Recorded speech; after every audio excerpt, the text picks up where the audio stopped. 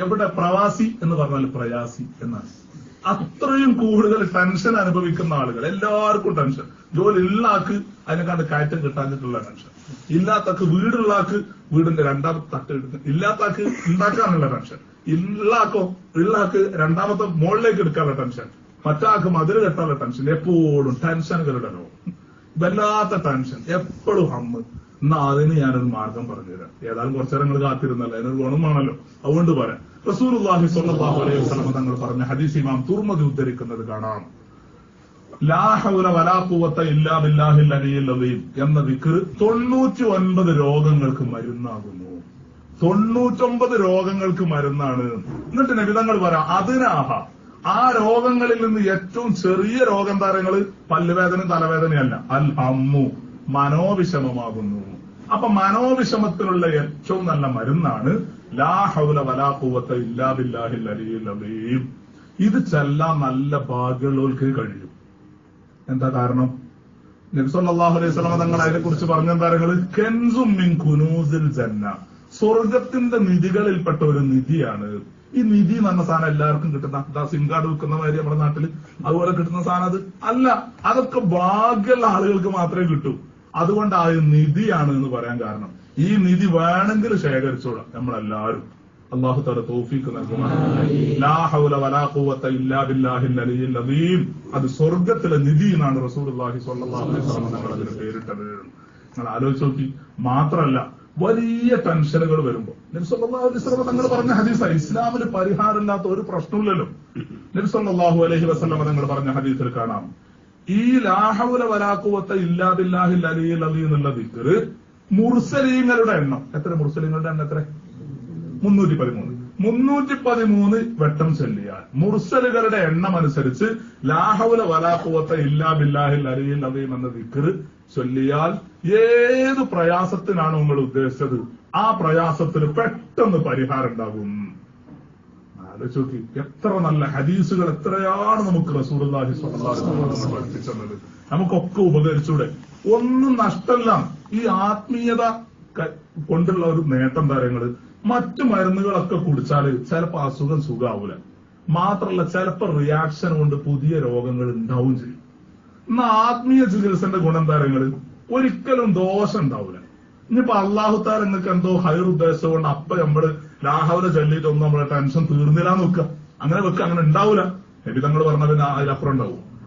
ഇങ്ങനെ ഉണ്ടായിട്ടില്ലെങ്കിൽ തന്നെ ലാ ഹൗല ചൊല്ലിയ ദിക്റിന്റെ കൂലി ഏതായാലും നമുക്ക് കിട്ടൂലേ? തീർച്ചയായിട്ടും കിട്ടും. അപ്പൊ ഞാൻ പറഞ്ഞു വന്നത്, വലിയ ടെൻഷനുകൾ ഉണ്ടാവുമ്പോ ലാ ഹൗല വലാ ഖുവത ഇല്ലാ ബില്ലാഹിൽ അലിയിൽ അദീം മുർസലുകളുടെ എണ്ണം 313 തവണ ചൊല്ലിയാൽ പലപ്പോഴും ഞാൻ ഒന്ന് രണ്ട് ആൾക്കൊക്കെ പറഞ്ഞു കൊടുത്താട്ടോ, വെറുതെ പറയുന്നില്ല. ആ ആള് വന്നിട്ട് പറയാം, ഉസ്താദെ 313 പൂർത്തിയായില്ല, അപ്പോഴേക്ക് പ്രശ്നം തീർന്നു എന്ന് പറഞ്ഞിട്ട് ഫോണാ വരുന്നത്. അള്ളാഹു കൊടുക്കുന്ന നമ്മുടെ കഴിവൊന്നല്ല, അത് അള്ളാഹു തആല അവന്റെ ഹബീബായ റസൂലുള്ളാഹി സ്വല്ലല്ലാഹു അലൈഹി വസല്ലം തങ്ങളിലൂടെ നമുക്ക് പഠിപ്പിച്ചു തന്ന ആ ദിക്റിന്റെ മഹത്വമാണ്. അത്രയും വലിയ മഹത്വമുള്ള ദിക്റാണ് ലാ ഹൗല വലാ ഖുവത ഇല്ലാ ബില്ലാഹിൽ അലിയിൽ അദീം. പറ്റുമെങ്കിൽ എല്ലാ സഹോദരന്മാരും പതിവാക്കണം. എപ്പോഴെങ്കിലൊക്കെ നല്ല ടെൻഷൻ വരുന്ന സമയത്ത് 313 വട്ടം ചൊല്ലിയോക്കി. നല്ല അനുഭവിച്ചിടത്തോളം അനുഭവസ്ഥർ ഒരുപാട് ആളുകൾ എന്നോട് നേരിട്ട് തന്നെ പറഞ്ഞിട്ടുണ്ട്. എത്ര ആളുകൾ ഇപ്പൊ പറയാത്തതുണ്ടാവും.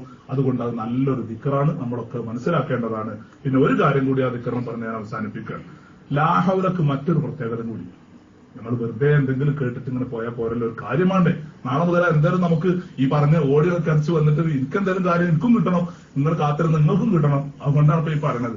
ലാ ഹൗല വലാ ഖുവത ഇല്ലാ ബില്ലാഹിൽ അലിയിൽ അദീം എന്നുള്ള ദിക്റിനുള്ള മറ്റൊരു മഹത്വം, അനുഗ്രഹങ്ങൾ ഒരിക്കലും നീങ്ങിപ്പോകൂല.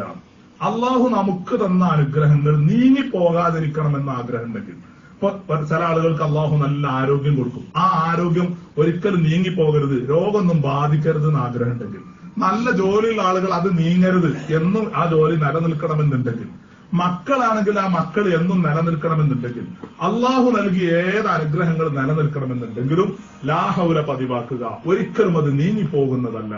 ഷഫീഉനാ മുഹമ്മദ് റസൂലുള്ളാഹി സ്വല്ലല്ലാഹു അലൈഹി വസല്ലം തങ്ങൾ പറയുന്നു. അപ്പൊ പറഞ്ഞു വന്നത്, വൽ ബാഖിയാത്തു സ്വാലിഹാത്തു ഖൈറുൻ ഇൻദ റബ്ബിക്, അള്ളാഹുവിന്റെ അടുക്കൽ അതാണ് ഏറ്റവും ഉത്തമം. ഏത്? സുബ്ഹാനല്ലാഹി വൽഹംദുലില്ലാഹി വലാ ഇലാഹ ഇല്ലല്ലാഹു അല്ലാഹു അക്ബർ ലാ ഹൗല വലാ ഖുവത ഇല്ലാ ബില്ലാഹിൽ അലിയ്യിൽ അസീം. ഈ ദിക്റുകളൊക്കെയാണ് അള്ളാഹുവിന്റെ അടുക്കൽ ഏറ്റവും നല്ലത്. മാത്രമല്ല വഖൈറുൻ അമലാ, അല്ലാഹു സുബ്ഹാനഹു വ തആല പറയാണ് ഏറ്റവും നല്ല പ്രതീക്ഷക്ക് വകയുള്ളതും അത് മാത്രമാണ്. അള്ളാഹിന്റെ അടുക്കൽ നാളെ ഏതായാലും മരിച്ചു പോകുന്ന ഉറപ്പാണ്. ആ അള്ളാഹിന്റെ അടുക്കൽ എത്തിയാൽ നമുക്ക് പ്രതീക്ഷിക്കാനുള്ള ഒരു വക ഉണ്ടെങ്കിൽ, പ്രതീക്ഷക്ക് നല്ല പ്രതീക്ഷയിൽ നമ്മൾ നിൽക്കേണ്ട ദിക്റുകളാണിത്.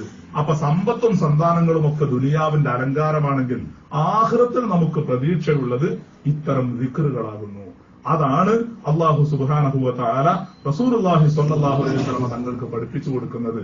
അഥവാ ഈ ഒരുപാട് വലിയ വലിയ പ്രമുഖരായ മുദർ ഗോത്രത്തിലെ പ്രമുഖരൊക്കെ വന്നിട്ട് അവരുടെ സമ്പത്തിനെക്കാളും അവരുടെ സ്വാധീനത്തെക്കാളും ഒക്കെ അള്ളാഹുവിന്റെ അടുക്കൽ ഉപകരിക്കുക എപ്പോഴും ഈ പറഞ്ഞ ദിക്റുകളൊക്കെ ചെല്ലുന്ന ഈ സാധുക്കളായ ആളുകളാണ്. അവർക്കാണ് നാളെ അള്ളാഹുവിന്റെ അടുക്കൽ കൂടുതൽ പ്രതീക്ഷയുള്ളത്. ഇവരുടേതൊക്കെ താൽക്കാലികമാണ്, അത് മുഴുവനും സ്ഥിരമാണ്. അല്ലാഹു സുബ്ഹാനഹു വ തആല നമുക്കൊക്കെ അവന്റെ ഖുർആൻ പറഞ്ഞതനുസരിച്ച് ജീവിക്കാനുള്ള ഭാഗ്യം അല്ലാഹു സുബ്ഹാനഹു വ തആല നൽകുമാറാകട്ടെ.